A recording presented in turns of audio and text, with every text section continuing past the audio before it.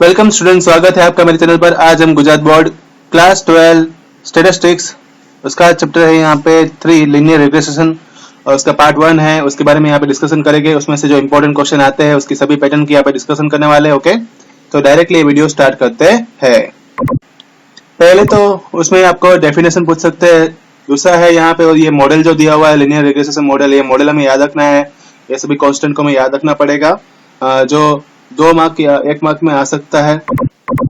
अब उसमें ये डेफिनेशन दी हुई है लीनियर रिग्रेशन की, हमें वो याद कर लेनी है। मैथमेटिकल और functional relationship between two correlated variable which helps in estimating the value of dependent variable for some given value of independent variable is called linear regression.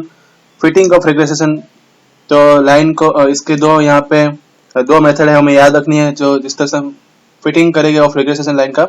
तो एक तो मेथड ऑफ स्कैटर डायग्राम है और दूसरी method of list square. ये दोनों method जो है हमें याद कर लेनी है। डायग्राम वाली मेथड में तो हमें डायग्राम बनाना पड़ेगा, लेकिन जो method of list square method जो है उसमें हमारे पास ये हम सबसे पहले रिग्रेशन कोएफिशिएंट जो है b फाइंड करेंगे, उसके बाद a फाइंड करेंगे, फिर रिग्रेशन मॉडल जो है y cap equal to a plus bx उसमें वैल्यू पुट कर देंगे और इस तरह से हम है रिग्रेशन लाइन फाइंड करेंगे। इस मेथड को बोलते हैं मेथड ऑफ लिस्ट स्क्वायर। अब हम यहाँ पे इंटरप्रिटेशन करेंगे जो रिग्रेशन कोएफिशिएंट है b का। तो b जब 0 से बड़ा होगा तब क्या होगा, तब उसकी जो वैल्यू यहाँ पे बढ़ेगी इंडिपेंडेंट वेरिएबल की x की, वो y के कंपैरिजन में वो इंक्रीज होगी। अगर b लेस देन 0 होगा तो उसका मतलब ये होगा कि x जो इंडिपेंडेंट वेरिएबल है उसकी वैल्यू जो बढ़ेगी डिपेंडेंट वेरिएबल y के कंपैरिजन में वो डिक्रीज होगी। तो ये दोनों चीजें हमें इसमें से याद रखनी है। दूसरी भी बहुत सारी नोट्स है, उसके बारे में यहाँ पे डिस्कशन करेंगे। तो कभी कभी रिग्रेशन कोएफिशिएंट को हम यहाँ पे b बाई x से भी बताते हैं और कभी कभी हम उसको b से बताते हैं। ये दोनों ही सिंबल है वो हम बता सकते हैं उसको।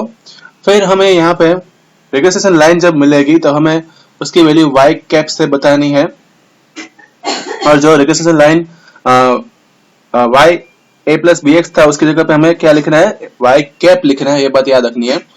कोई मोस्टली सिचुएशन में r की वैल्यू जो है वो 1 के आसपास रहेगी अगर b ग्रेटर देन 0 होगा और r की वैल्यू -1 रहेगी अगर b लेस देन 0 होगा। तो इसी को ही अगर ये दोनों चीज हमें नोट में याद रखनी है। तो इसमें पहली पैटर्न आ रही है जो एग्जामिनेशन में आ सकती है। तो यहाँ पे हम देखेंगे कि हमें पूछेगा कि क्या इसमें कि obtain the regression line for the maintenance cost. यहाँ पे यूनिट जो है वो अंदर ही लिखा होगा, वही यूनिट हमें लास्ट में पुट करना पड़ेगा। तो यहाँ पे यूनिट हमें याद रखना है कि जो भी सम होगा उसी के हिसाब से हम पुट करेंगे। तो पहला यहाँ पे हम देखेंगे टेबल जो दिया हुआ है उसमें कोई भी ऐसे नंबर जो 100 से अबव नहीं है तो हमें यहाँ पे पहली मेथड अप्लाई करेंगे और उसका टेबल बना देंगे। b हम फाइंड करेंगे मीन और x बार y बार फाइंड करके हम पहला काम हमारा यही रहेगा कि हम पहले b फाइंड करेंगे। तो b हमने फाइंड कर लिया, b की जो वैल्यू मिली, फिर हम उसमें a की वैल्यू जो है a का फॉर्मूला उसके अंदर पुट करेंगे तो हमें a की वैल्यू मिल जाएगी। और इस तरह से हम रिग्रेशन लाइन जो है वो फाइंड कर सकते हैं। अगर कोई ऐसा कॉस्ट एक्स्ट्रा दिया हुआ है तो पुट करके वो भी फाइंड कर सकते हैं और रिग्रेशन लाइन हमारी मिल जाएगी। तो ये पहली पैटर्न हो गई जो आ सकती है अगर एग्जामिनेशन में सिंपल सम होगा तो। अब पैटर्न नंबर 2 की बात करते हैं। तो यहाँ पे जब टेबल के अंदर ऑब्जर्वेशन 20 से अबव दिए होंगे तब दूसरा फॉर्मूला अप्लाई होगा और ये दूसरा फॉर्मूले में b जो है उसका फॉर्मूला ये बनेगा। यहाँ पे रिग्रेशन कोएफिशिएंट हम ऐसे फाइंड करेंगे x minus X bar y minus Y bar upon sigma x minus X bar का होल स्क्वायर। यहाँ से हमें b मिल जाएगा। तो यहाँ तक जो है वो फॉर्मूला चेंज होगा, लेकिन यहाँ से पूरी प्रोसेस फिर से सेम ही आएगी क्योंकि a का फॉर्मूला सेम ही रहता है और रिग्रेशन लाइन का फॉर्मूला भी सेम ही रहता है। तो यहाँ से मेथड फिर से सेम चलेगी। तो ये हो गई पैटर्न नंबर 2। अब आ रही है पैटर्न नंबर 3। तो उसको बोलते हैं shortcut method for computing regression coefficient.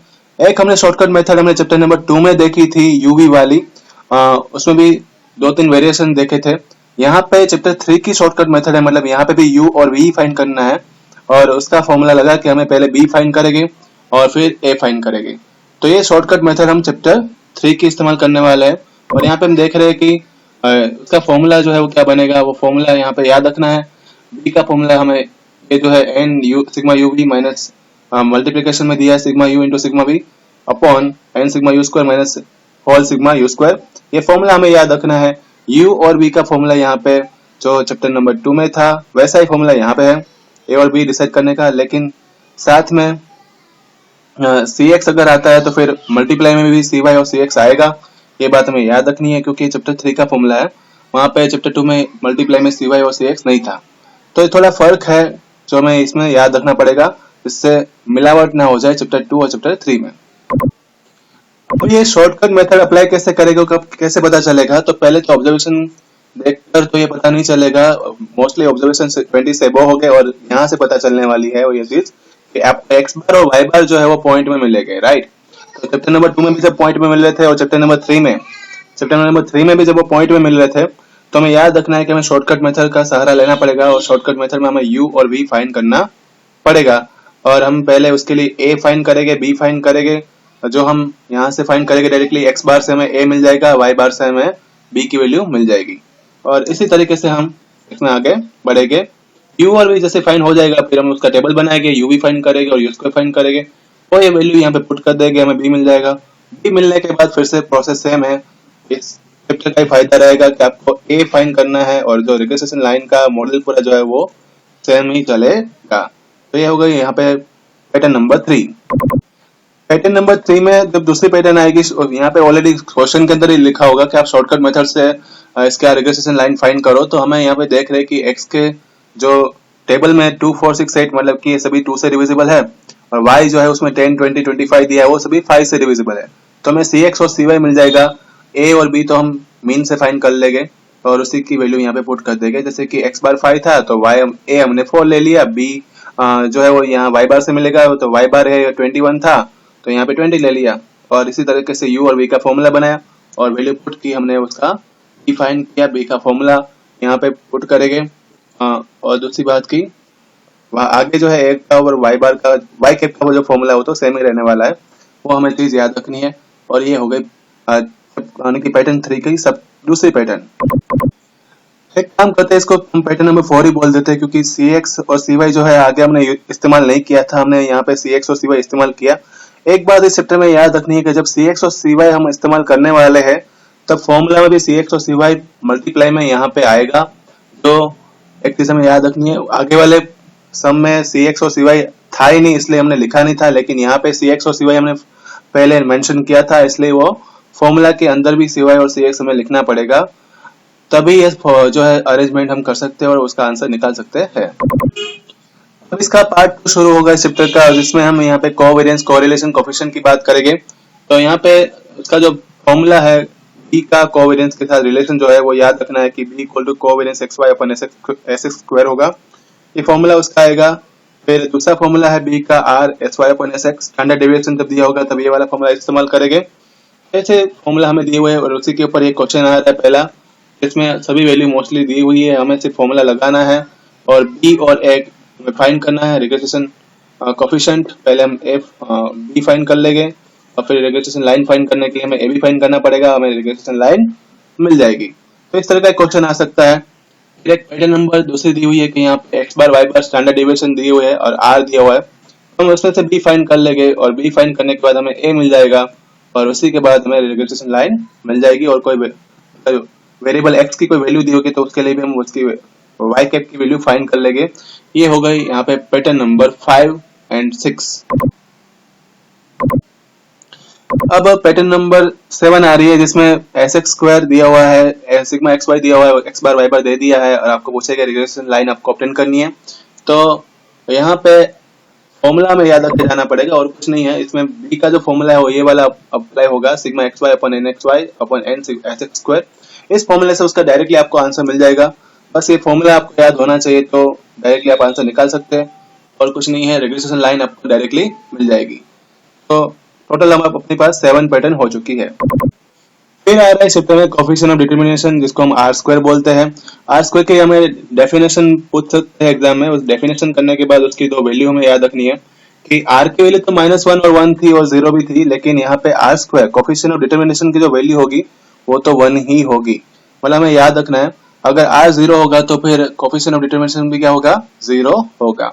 इसलिए हम कह सकते हैं कि अगर जब r इक्वल टू 0 होगा तो कोई रिलेशन होगा नहीं, ये चीज हमें याद रखनी है और रिग्रेशन लाइन वहां पे मिलेगी नहीं। नेक्स्ट पैटर्न आ रही है 8 नंबर की, जिसमें हमें पूछेगा calculate the coefficient of determination और check its validity, linear assumption, ये सब कुछ ऐसा लिखा होगा। हमें उसका फॉर्मूला है वो इस्तेमाल करना है, वो तो सिंपल फॉर्मूला ही रहेगा। जो हम बी फाइंड करेंगे रिग्रेशन लाइन वाला, वहां से हमें बी जो हम जैसे फाइंड करते थे वैसे ही यहाँ पे क्या फाइंड करना होगा हमें, कोफिशिएंट ऑफ डिटरमिनेशन। तो कोफिशिएंट ऑफ डिटरमिनेशन का फॉर्मूला हमें याद रख जाना है। टेबल बनाए के ये सब कुछ फाइंड कर लेंगे वैल्यू, ये वैल्यू हमें टेबल से मिल जाएगी और हम डायरेक्टली हमें उसका आंसर मिल जाएगा। हम देख रहे हैं कि इसकी वैल्यू जो है वो 1 के नियर बाय आ रही है। तो ये लिनियर एजम्पशन जो है अपना वो वैलिड है, मतलब कि ये आंसर सही है और ये क्वेश्चन भी इसका मतलब कि यहाँ पे सही है। कभी कभी ऐसा भी होता है कि क्वेश्चन में गलत डेटा दिया हो तो आपको रिग्रेशन कोफिशिएंट जो है वो नहीं मिलेगा। अब एक नेक्स्ट पैटर्न जो 9 नंबर की है उसमें आपको डायरेक्टली सभी वैल्यू दी होगी, आपको वैल्यू पुटिंग सम पूछेंगे तो वो उसमें बी और ए आपको फाइंड करना होगा। सब कुछ चीजें आपको दी हुई होगी और उससे कोफिशिएंट ऑफ डिटरमिनेशन पूछ सकते हैं तो कोफिशिएंट ऑफ डिटरमिनेशन भी उससे मिल जाएगा। ठीक है, तो इस तरह की पैटर्न 9 नंबर की भी आ सकती है और उसकी वैल्यू से हमें उसका इंटरप्रिटेशन करना होगा मैथमेटिकल मॉडल का। और देखो ये दूसरा भी एक सम दिया होगा जिसमें भी हम वैल्यू पुटिंग सम है और उसमें भी हमें एक्स और वाई पूछ सकते हैं। तो 3-4 सम जो है एग्जांपल में दिए हुए हैं और वैल्यू पुटिंग सम है, उसमें हमें डायरेक्टली वैल्यू पुट करके उसके आंसर निकालने हैं। फिर एक नेक्स्ट 10 वाली पैटर्न जो है कि वी वाई एक्स जो दिया होगा और यू और वी दिया होगा, हमें बी वी यू फाइंड करने के लिए बोलेंगे। तो ऐसे पैटर्न भी आ सकती है, उसमें टोटल 4 अलग अलग तरीके से पूछ सकते हैं। तो इसके ये इलस्ट्रेशन 21 जो है वो 1 मार्क्स के क्वेश्चन में बहुत इंपॉर्टेंट रहने वाला है और एमसीक्यू में भी इसके ऊपर क्वेश्चन आ सकते हैं। हमें उसको याद करके जाना है कि कैसे उसमें से हम फाइंड करेंगे। ए और बी जैसे फाइंड हो गया, फिर उसके ऊपर से हमें बी वी एक्स और बी वाई यू जो उसका फॉर्मूला है उसके अंदर हम पुट करके सी एक्स और सी वाई निकाल लेंगे। बस यही तरीका है जिसमें हम ये यहाँ तक हमें पहुंचना पड़ेगा सी एक्स और सी वाई फाइंड करने के लिए। ठीक है, तो ये चारों सम करके जाना है जब भी एग्जाम होगी उससे पहले। तो स्टूडेंट यही था चैप्टर 3 का इम्पोर्टेंट, मैंने सभी पैटर्न डिस्कशन की, उसके साथ उसका एग्जांपल भी बताया, आईएमपी थियरी बता दी और जितने भी इसमें फॉर्मूलाज डेफिनेशन जो थी उसकी हमने डिस्कशन की, कैसे हम यहाँ पे सब कुछ फाइंड करते हैं उसके बारे में बताया। ओके, नेक्स्ट वीडियो आपको मैं नोटिफाई कर दूंगा, कोई डाउट तो मुझे यहाँ पे बता देना, रिवाइज करते रहना। Thank you all.